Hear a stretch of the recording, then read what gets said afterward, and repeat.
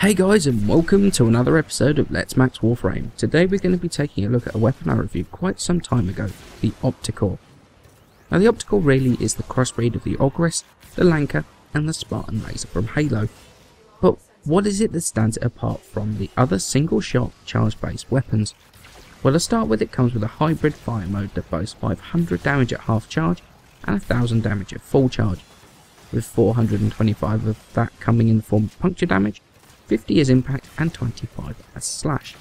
It also comes with a pretty average 15% critical chance, 200% critical damage multiplier and 15% status chance, with a 3-second charge time to get that full charge damage. It also comes with a pretty decent 2-second reload time and an ammunition load that's going to keep you firing constantly for the next 50 years before you run out. The beam is 100% pinpoint accurate, has no fall off, no real effect from heavy caliber, and is near as makes no difference hit scan. Plus it comes with a small AoE effect that can hit and damage surrounding units, that can be buffed using the Firestorm mod if you wish to. Plus when it's fully charged, if your shot does not instantly kill the unit, it has a 100% chance to stagger, meaning that it also has some utility to it. Now with all of these amazing features of the weapon, it's hard to see that there are any downsides, but they are there lurking. Firstly, the charge time of around 3 seconds is very slow, and needs speed mods to be able to reduce that to being workable. This leads to another downside of the weapon, that the rate of fire isn't the best because of that fire rate, although it is substantially better with the use of those speed mods.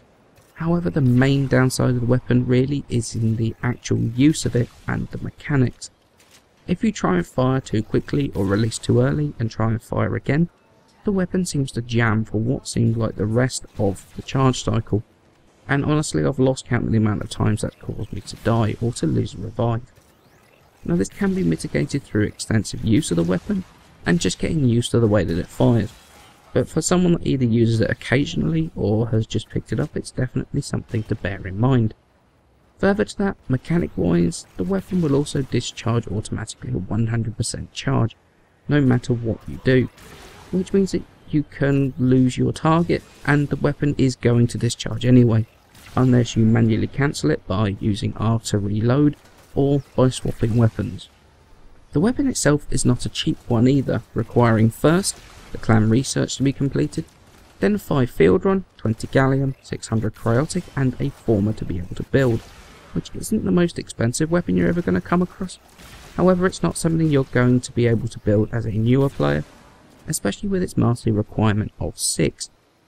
What this does mean though is that you're either going to need to be a member of a clan with the correct research done to be able to pick this up. Either that or you can pick it up from the market with a catalyst and a weapon slot for 225 platinum. Okay, so let's move on to starting to mod the Opticor. Now it does come with a V as standard, however we're going to add another 3 Vs and 2 dashes, which is 5 former, to the weapon. Now the majority of the mods are going to remain the same between all 3 of our builds. We've got serration for damage, split chamber for multi-shot, we've got heavy caliber, which is going to add more damage at the loss of accuracy, which honestly that doesn't really affect this weapon at all. It's so pinpoint accurate even with the accuracy loss that you're really not going to notice. We've got shred, which is going to help that fire rate of the weapon, plus it's going to add the punch through, which is very important for this weapon. And we're going to also add vile acceleration, which while it's going to lose 15% of damage, this has so much damage that the plus 90% fire rate really makes up for that and makes vile acceleration definitely worth it on here.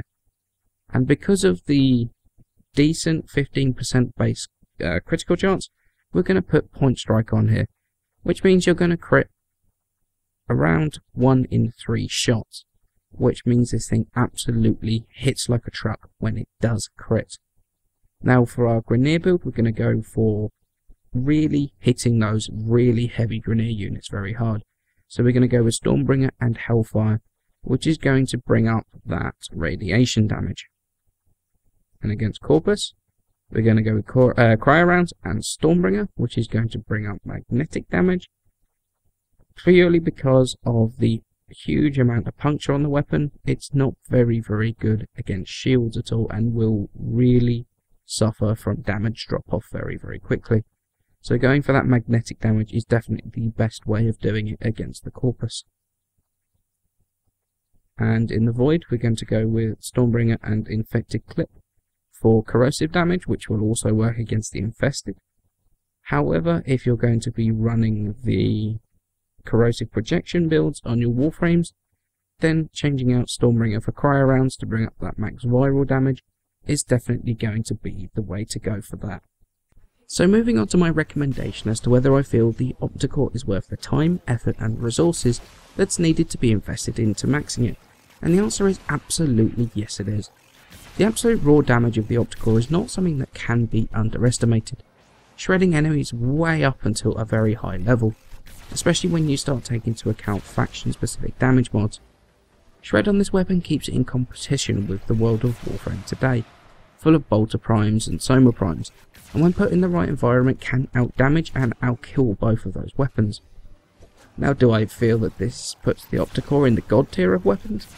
Not really. It has a few too many problems for it to be classed that highly, however it's definitely not far off it at all. The best way I found to use the Opticor is on something like a tower defense, where enemies tend to rush at you in a long line, meaning that a high damage weapon which punch through, such as the Opticor and Shred, can do some absolutely insane things, shredding wave on wave of enemies with ease, and being both ammo efficient and fun to use. I know I've been underestimating the fun factor of weapons recently, and I really want to revive that love of a weapon. Now, while the Bolter Prime or the Soma Prime are great weapons, I don't love using them. I don't find them fun to use. Now, a weapon like the Opticor, which is so underused, and I barely ever see them in a lobby, if at all. And I can't really think of why, until I think of another single shot charge based weapon, namely the bows. The main problem with the Opticor is not the weapon itself, but it's up against another group of weapons that are both effective and also great fun to use. The slow charge time even when fully modded, the fact that you have to mod it separately for punch through, the red crits that you get from the bows when modded correctly all sadly overshadow the Opticor's main features, much in the same way that the bows overshadow the sniper class as well. But quite frankly, none of this is enough to stop me loving the weapon. It's a giant amount of fun to use, and when it crits, which is about 1 in 3 shots, it hits like an absolute truck. It's seriously one of my favourite weapons to use if I want a bow style weapon and I'm not feeling like using the bows. It's always funny to group up with a group of people using the bow and then outdamage them. That always makes me smile, and I find that the Opticor never stops putting a smile on my face. So in essence, huge damage, decent status, decent crit and a huge amount of fun. It might be a weird mutant offspring of a few different weapons, but quite frankly it's come out as a beauty of a weapon. Bucket loads of fun in a great looking weapon. Now, just a quick little thing from me, just to let you know that my in-game clan, Yar Gaming, are recruiting members. We're small, but we are expanding. We have TeamSpeak, a fully built dojo, and those that we do have in the clan are all really active. So if you wish to join, just add me in game and I'll send you an invite to the clan. I'd love to be able to go for some of these event trophies eventually. So if this sounds like something that you're going to like, then feel free to join. And as always guys, many thanks for watching. Please remember to leave a like and subscribe, it helps me out a ton. And I shall see you in the next episode.